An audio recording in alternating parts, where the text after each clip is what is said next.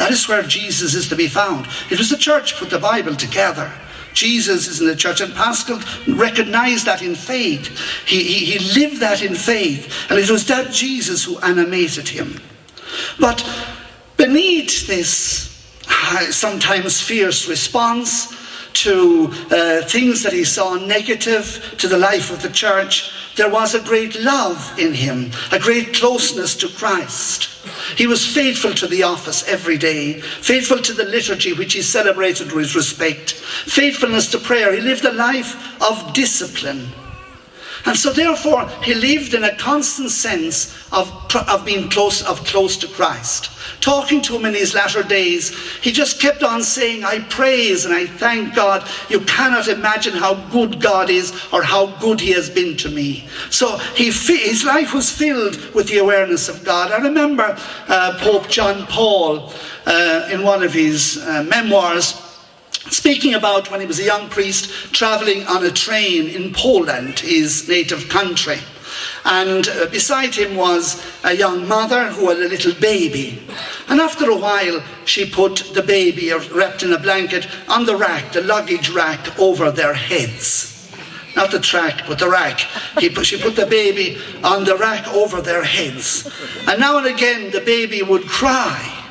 And the mother would say, now, now, now, now. The baby would be quiet again. There was that communication there. And that was the communication that all priests must have, that all Christians must have, that the Lord is there.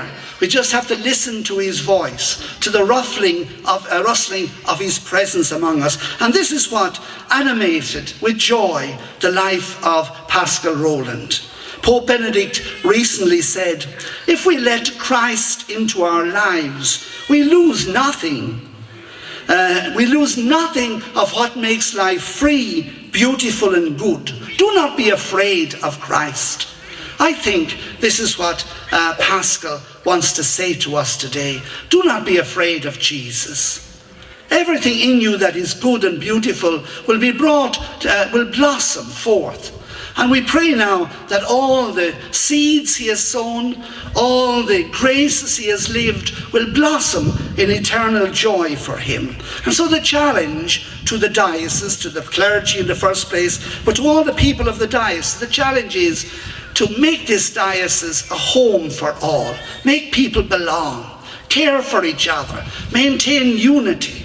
This is what Paschal would have longed for, because unity is the sign of Christ, as Jesus said just before he himself died. By this shall all men know you are my disciples, by the love you have for one another.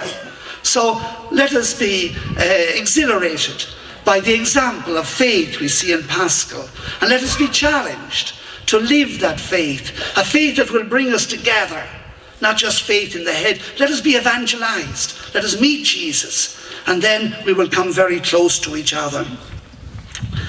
As if unweni sa sibilin ng Tlanje, en badini Paul sa ibalela basta Roma, si funda la mazi. Giacolo kuti che nakuva, nakupila, nezingalosi, nababusi, nak okukona, nak okuzayo, namandla, nakupakama, nakujula, nanto enye idaliweyo, kunamandla ukusahlukanisa nothando lukaNkulunkulu olukuKristu Jesu inkosi yethu. So thina sikholwayo kuye kuJesu siyafumana ukuthi ke yena ke uthembekile, yena unathi ke. If singahlala naye, yena ke kufeni kwethu uyasihlangabeza, sizohlala naye engunaphakade. Ngelinye ilanga ngiyakhumbula ngihamba phesheya ngeBhanoyi ngendiza. Ngahlala ke nomfana omncane ke wahamba ke ngendiza. Ngambuza ke awuhamba wedwa ke ngendiza uyapi? Wathi ke ngihamba eLondon. How gathi ke le ndawo indawo enkulu kabi, abantu bakhona noma 15 million abantu abahleli khona. Wesaba na ukuhamba eLondon wedwa. Nomfana wathi ngijabulile kakhulu ukuya eLondon. Ngathi ke uzokwenza njani xa ufikile eLondon? Wathi ke ubaba wami uyasebenza khona.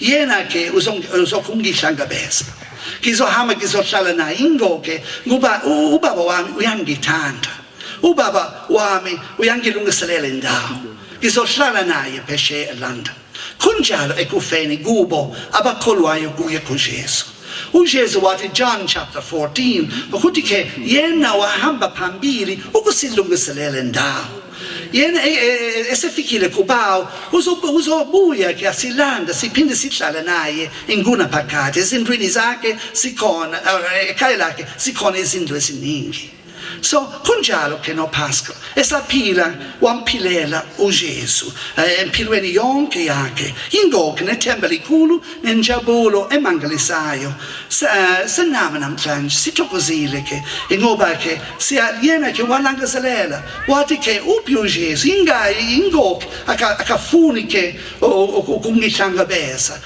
uyadeleya kanjani ke so uFranciscan wacela ukuhamba kuJesu wayenethemba kuye ke ngoba esaphila ke wamkhonza yena ke nina ke bantu baseDundee impela ke uNkulunkulu waninika isipho sikhulu ngokuninika lo bishop wena wokuqala uPaschal Rowland yena uJesu wamthumela phakathi kwenu ukubekisa phambili ke impilo nomsebenzi kaJesu eBhayibhelini sifumana izincwadi ezimbili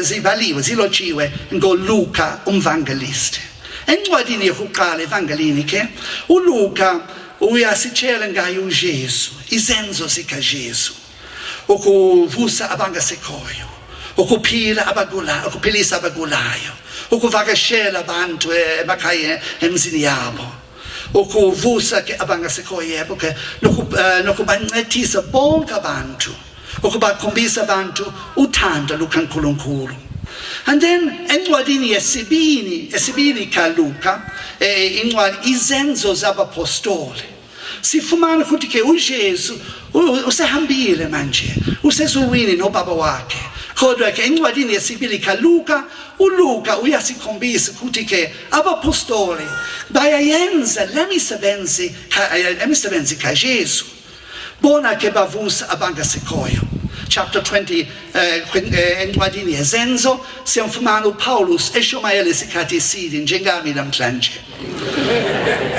and then endlini ke umfana wahlala phezulu esontweni ke wawaphansi wozela walala njengani ke manje ke entshumayelweni yami ke so lo mfana wawaphansi ke wasweleka washona uPaulus bambiza uPaulus wahamba kuye ke wamvusa musani ke ukufa manje ngoba mina ke anginamandla kunivusa kodwa uPaulus wamvusa so ngithi ke siyabafumana abapostile bakaJesu ukuthi ke bayenza imisebenzi kaJesu ukukhombisa ukuthi ke uJesu wahamba wanyamalala kodwa yena usekhona njenga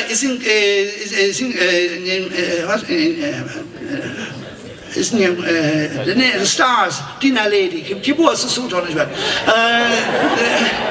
izinkanyezi izinkanyezi zikhona izinkanyezi zikhona namhlanje zinyamalala kodwa sisekhona noJesu ke wanyamalala kodwa usekhona ebandleni lakhe no wamthumela uPaschal ahlala phakathi kwenu kukuba ke nizwe nibone niqondisise ukuthi ke yena uJesu uyaliphelekezela uyahamba nani ke so ingoke siyambonga kakhulu ngokusinika ke lo bishop wethu and khumbulani ke umsebenzi wakhe khumbulani ke yena ke wasisa kakhulu abagulayo yena ke wabanika abantu baningi izinto zesonto yena ke wahamba yonke into ukunishumayeza ukuniqinisa yena ke wabiza ke wakhuthaza abafana bethu babe ngabafundisi ingoku sina abapriest namhlanje phakathi kwethu namasistela So khumbulani ke,